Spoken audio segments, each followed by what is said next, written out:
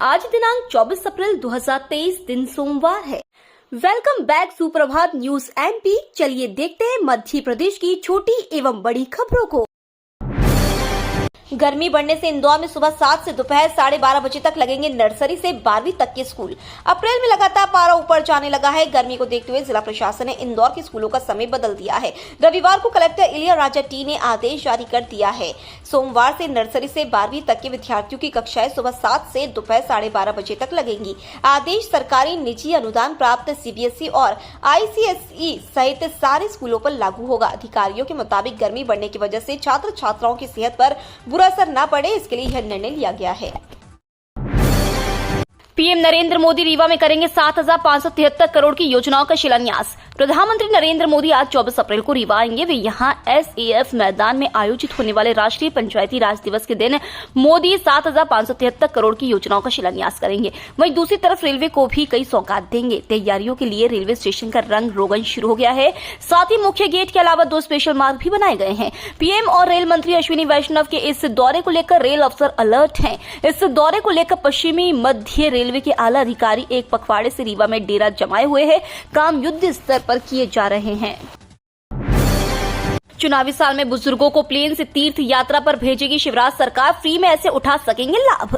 चुनावी साल में मध्य प्रदेश के बुजुर्ग वायुयान के जरिए निःशुल्क तीर्थ यात्रा करेंगे। इसे लेकर मध्य प्रदेश सरकार ने पूरा कार्यक्रम घोषित कर दिया है। 65 वर्ष से अधिक उम्र के ऐसे बुजुर्ग जो आयकर दाता नहीं है, वे इस योजना का लाभ ले सकते हैं। मध्य प्रदेश के धर्मस्व न्यास विभाग के अपर मुख्य सचिव डॉक्टर राजेश राजौरा ने बताया कि 21 मई से 19 जुलाई तक मध्य प्रदेश के 15 जिलों के तीर्थ यात्री वायुयान से तीर्थ यात्रा करेंगे। इस देश यात्रा में प्रयागराज, शिरडी, मथुरा, वृंदावन, गंगा सागर यात्राएं जोड़ी गई हैं। डॉक्टर राजौरा ने बताया कि सभी 25 जिले के कलेक्टर को निर्देश जारी कर दिए गए हैं। उन्होंने बताया कि वायुयान में 33 सीटें उपलब्ध रहेंगी।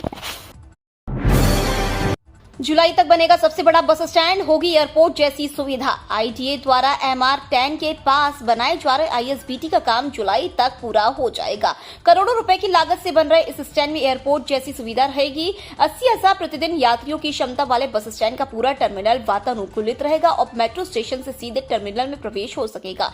यात्रियों के लिए बस स्टैंड से आवागमन की सुविधा पूरे शहर के लिए मिलेगी।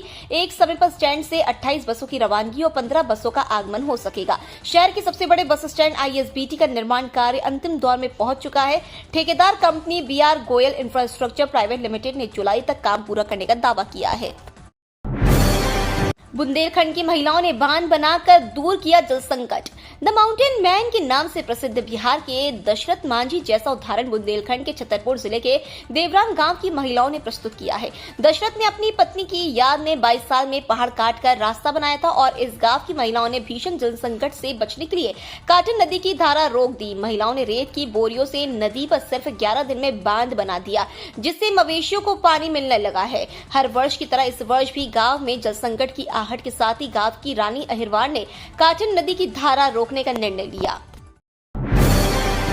एमपी सरकार ने पहुंचाया कर्मचारियों को लाखों का नुकसान। मध्य प्रदेश के तृतीय वर्ग कर्मचारी संघ के प्रदेश ने सरकार पर कर्मचारियों के नुकसान का आरोप लगाया है। संघ के सचिव उमाशंकर तिवारी की माने तो सरकार ने मध्य प्रदेश शासन के कर्मचारियों को केंद्र के समान महंगाई भत्ता केंद्रीय तिथि एवं केंद्रीय दर से न देकर पिछले 46 महीने में लाखों रुपए का नुकसान पहुंचाया है। प्रदेश के मुख्यमंत्री जी ने कई मौकों पर कहा है कि हम कर्मचारियों की पाई देंगे। केंद्र द्वारा जब भी महंगाई भत्ता बढ़ता है, राज्य शासन द्वारा समय पर न देने से कर्मचारियों को उनका खामियाजा भुगतना पड़ता है। एक तरफ देश के जनप्रतिनिधि, वरिष्ठ प्रशासनिक सेवा के अधिकारी भारी वेतन पाने के बाद भी परेशान है, फिर छोटे से वेतन में काम चलाने वाले कर्मचारियों को कितना संकट झेलना पड़ता होगा, यह सोचने की बात है। केंद्र सरकार ने मध्य प्रदेश में अपनी रैन बसेरा योजना की बंद।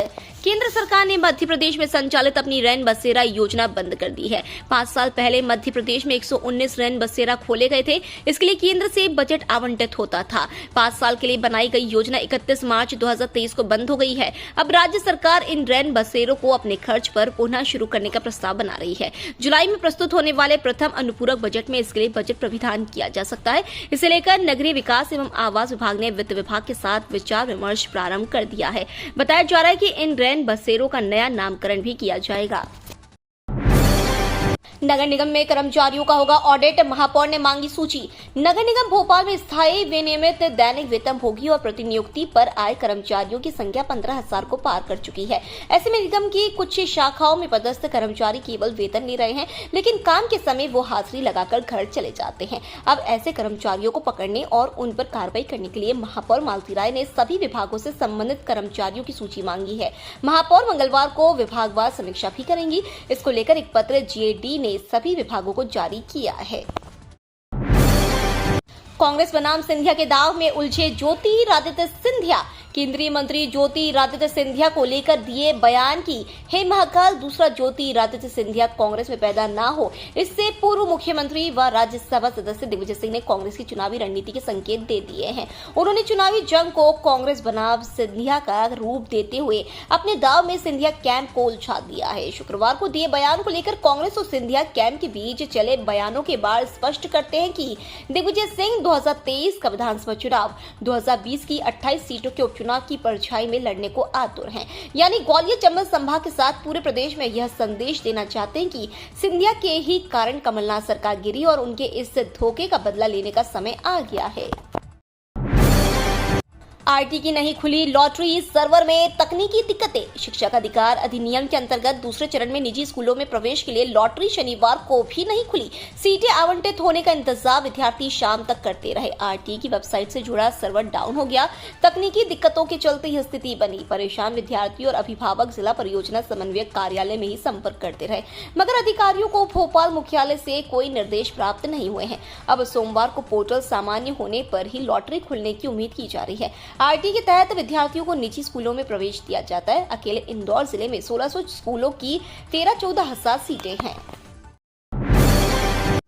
फार्मेसी की 60 सीटों में अब डीईटी से मिलेगा दाखिला। रानी दुर्गावती विश्वविद्यालय के बीएससी फार्मेसी में प्रवेश अब सीधे नहीं होंगे। नए सत्र से डायरेक्टर टेक्निकल एजुकेशन के माध्यम से ये प्रवेश दिया जाएगा। रानी दुर्गावती विश्वविद्यालय प्रशासन ने फार्मेसी की प्रवेश प्रक्रिया अब director of technical education Madhya Pradesh के द्वारा करवाने का निर्णय लिया है। यह निर्णय रानी दुर्गावती विश्वविद्यालय में आयोजित हुई बैठक में लिया गया। कुलपति प्रोफेसर कपिल देव मिश्र की अध्यक्षता में विभागाध्यक्षों की बैठक में फार्मेसी की प्रवेश प्रक्रिया को लेकर विचार मंथन किया गया। फार्मेसी में प्रवेश के लिए बड़ी संख्या में आवेदन आते हैं। इसे देखते हुए निर्णय लिया गया कि पारदर्शिता के उद्देश्य से नया फॉर्मूला निकालते हुए प्रवेश प्रक्रिया को डीटी के माध्यम से लागू करने पर सहमति प्रदान की गई। रतलाम इंदौर डेमो ट्रेन में लगी भीषण आग, धू-धू कर जल गई 2 बोगियां। मध्य प्रदेश में रेल हादसों का सिलसिला रुकने का नाम नहीं ले रहा है। हाल ही में शहडोल में 3 ट्रेनें हादसे का शिकार हो गई थी, जिसमें लोको पायलट समेत कुछ यात्रियों ने अपनी जान गंवा दी थी। रविवार यानी आज रतलाम से इंदौर जा रही डेमो ट्रेन में भीषण आग लग गई है। Bhilwara doctor Ambedkar demo train की 2 बोगियां आग की चपेट में आ गई। आग की लपटें आसमान छूते नजर आई। इस घटना ने आसपास के इलाकों में अफरा तफरी मचा दी। घटना का कारण अभी भी अज्ञात है। राहत की बात यह है कि किसी प्रकार की जानहानि नहीं हुई है। सभी यात्री सुरक्षित बाहर निकाले जा चुके हैं। जिवाजी विश्वविद्यालय में G20 समिट के लिए संगोष्ठी आज 24 को, तैयारियां पूरी। जिवाजी विश्वविद्यालय के गाला सभागार में आज 24 अप्रैल को प्रातः 11 बजे से G20 समिट 2023 पर एक संगोष्ठी का आयोजन किया जा रहा है। संगोष्ठी का विषय G20 university connect amazing a young mind रखा गया है। संगोष्ठी में भारत सरकार के पूर्व वाणिज्य सचिव Rajiv Khare, professor Kanhaiya Ahuja, professor SK Shukla भाग लेंगे और G20 समिट 2023 की आवश्यकता, उद्देश्य, परिणामों पर विचार व्यक्त करेंगे। G20 समिट 2023 की 18वीं बैठक भारत की अध्यक्षता में सितंबर में आयोजित की जा रही है। इसी के तहत विभिन्न मुद्दों पर युवाओं से संवाद करने के लिए विभिन्न संस्थाओं द्वारा संगोष्ठी आयोजित की जा रही है। इसी तरातमे में संगोष्ठी के लिए जिवाजी विश्वविद्यालय का चयन किया गया, जो गौरव की बात है। एमपी बोर्ड रिजल्ट बनकर तैयार, शिक्षा मंत्री इंदर सिंह परमार करेंगे जारी। एमपी बोर्ड 10वीं और 12वीं रिजल्ट को लेकर बड़ा अपडेट है। दरअसल मध्य प्रदेश माध्यमिक शिक्षा मंडल ने रिजल्ट की लगभग सभी तैयारियां पूरी कर ली हैं। रिजल्ट की घोषणा इसी महीने किसी भी दिन हो सकती है। रिजल्ट घोषित करने के लिए शिक्षा मंत्री इंदर सिंह परमार से बोर्ड ने समय मांगा है। शिक्षा मंत्री का समय मिलते ही एमपी बोर्ड 10वीं और 12वीं के रिजल्ट की डेट घोषित कर दी जाएगी। रिजल्ट की घोषणा आधिकारिक वेबसाइट mpresults.nic.in पर जारी कर दी जाएगी। ट्रेन में बिजली बंद तो आरबीएस ऐप पर शिकायत से होगा निराकरण। रतलाम रेल मंडल में कर्मचारियों को आवास आवंटन की व्यवस्था ऑनलाइन करने के साथ ही अब रेल यात्रियों, कर्मचारियों सहित विभागों में बिजली संबंधित शिकायतों का निराकरण भी ऐप के माध्यम से होगा। रेल बिजली समाधान ऐप पर ही शिकायतें ली जाएंगी। इसके लिए रेल मंडल के सभी विभाग प्रमुखों को भी निर्देश जारी किए गए हैं। रेलवे बोर्ड से मिले दिशा निर्देशों के बाद अब बिजली संबंधित शिकायतों को मैन्युअली लेना बंद किया गया है। दरअसल शिकायत का निराकरण समय सीमा में कराने के लिए पूरी कवायद की जा रही है। इसके लिए आरबीएस ऐप वर्ष 2022 में ही रेलवे ने लॉन्च कर दिया था, लेकिन इसका उपयोग कम हो रहा था।